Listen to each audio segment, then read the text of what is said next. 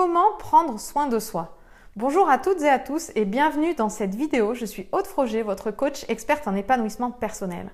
Alors si vous regardez cette vidéo aujourd'hui, c'est certainement parce que vous sentez que vous ne prenez pas suffisamment soin de vous. Alors peut-être que c'est au niveau physique, vous avez des douleurs, vous sentez que vous avez mal, que le dos vous tire ou que vous ne pouvez plus faire ce que vous voulez, vous ne pouvez plus pratiquer le sport, vous avez des douleurs aux genoux. Et malgré ça, vous continuez, vous ne vous écoutez pas, vous ne vous arrêtez pas. Ou peut-être que c'est au niveau émotionnel. Vous sentez que ce n'est jamais assez. Vous êtes exigeant avec vous, vous en voulez toujours plus, vous êtes perpétuellement insatisfait.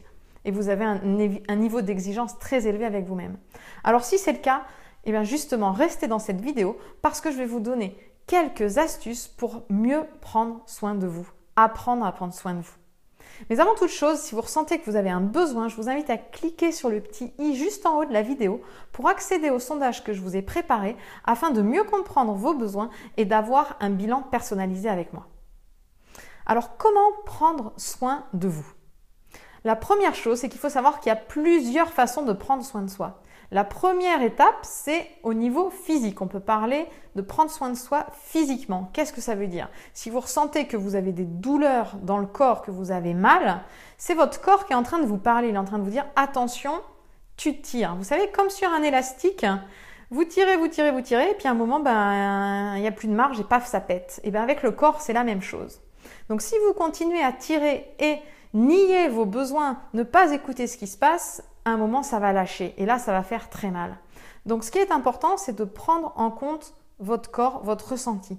Donc, quand vous sentez que ça tire, posez-vous la question, qu'est-ce qui se passe? Plutôt que de continuer à forcer jusqu'à la rupture, arrêtez-vous, posez-vous, prenez soin de vous, prenez soin de votre corps. Ça peut être aussi au niveau physique, c'est-à-dire prendre soin de soi. Ça peut être prendre soin de la manière dont vous vous coiffez, si vous êtes une femme, de vous maquiller, pour vous trouver plus jolie, vous donner meilleure mine, à la manière dont vous mangez, dont vous vous alimentez, parce que la façon dont on s'alimente, ça a un impact sur notre corps, sur notre santé. Donc ça passe par là aussi, prendre soin de son corps et prendre soin de soi. Et le deuxième niveau, en fait, c'est au niveau émotionnel. Alors qu'est-ce que j'entends par là?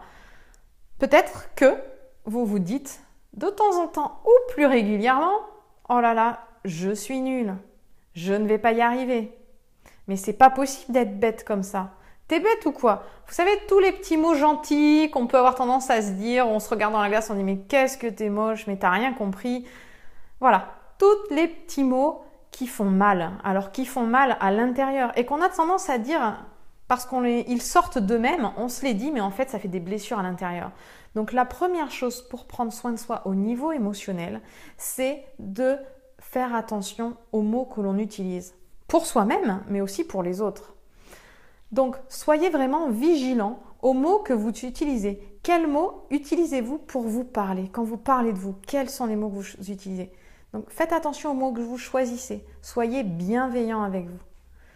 Indulgent, parce que souvent, on se dit ces petits mots-là parce qu'on est très exigeant avec soi-même. On en veut toujours plus, on est insatisfait. On a l'impression de ne pas être à la hauteur. Donc, on se dit, mais c'est pas possible, tu peux faire mieux, t'as pas réussi. Et tous ces petits mots-là, ça fait à chaque fois une petite coupure sur l'estime de soi, sur la confiance en soi. Et ça fait mal. Ça ne se voit pas, c'est invisible, mais ça laisse des grosses blessures. C'est pour ça que je voulais vraiment attirer votre attention sur le pouvoir des mots. Ayez des mots impeccables vis-à-vis de vous-même, parce que c'est important, c'est comme ça que vous allez nourrir votre confiance en vous, votre estime de vous, prendre soin de vous. Si vous vous regardez dans la glace le matin et que vous dites « Oh là là, mais c'est quoi cette tête ?» Est-ce que vous pensez réellement que vous commencez bien la journée et que vous vous êtes envoyé de l'amour? Pas du tout. Donc, un petit coup de boost là dans la glace le matin et au lieu de regarder vos défauts, ce que vous n'aimez pas chez vous, regardez plutôt ce que vous aimez. Donc par exemple, si vous n'aimez pas votre visage, mais que vous aimez juste vos yeux, regardez vos yeux et dites-vous, au lieu de vous dire « Oh là là, mais quelle tête !» dites-vous « Waouh, t'as de beaux yeux !» Alors ça peut vous faire rigoler, mais ça a vraiment un impact important. Regardez-vous dans la glace, regardez-vous dans le fond des yeux et dites-vous quelque chose de gentil. Ou quand vous parlez de vous et que vous dites « Oh là là, je suis nulle, j'ai raté, c'est pas possible », on arrête ces mots-là. Dites-vous plutôt « Bon, c'est vrai, c'est pas le résultat que j'attendais, mais j'ai fait de mon mieux. » C'est des petits détails qui vont faire toute leur différence. Donc, la puissance des mots. La puissance des mots vis-à-vis de vous, mais aussi la puissance des mots vis-à-vis des autres. Donc, c'est de la même manière que vous faites attention aux mots que vous utilisez pour vous, faites de même avec les mots que vous utilisez pour les autres, et particulièrement pour les gens que vous aimez. Parce qu'on a toujours tendance, avec les gens qu'on aime le plus, à être dur. Alors qu'on les aime et qu'on a envie de faire leur bien, en fait, on est dur avec eux et du coup, on casse un peu leur estime d'eux-mêmes. Donc, faites attention aux mots que vous utilisez. Envoyez de l'amour, de la bienveillance. Parce qu'en étant bienveillant avec les autres, vous ferez aussi du bien à vous.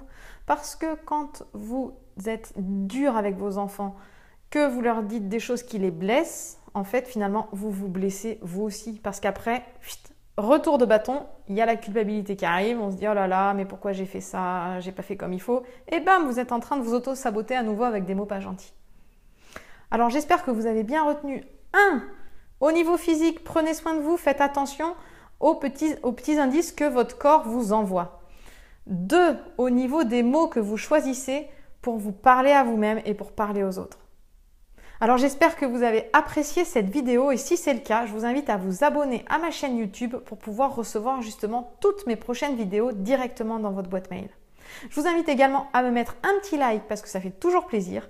Et si vous le voulez bien, on se retrouve demain pour une prochaine vidéo. Très belle journée!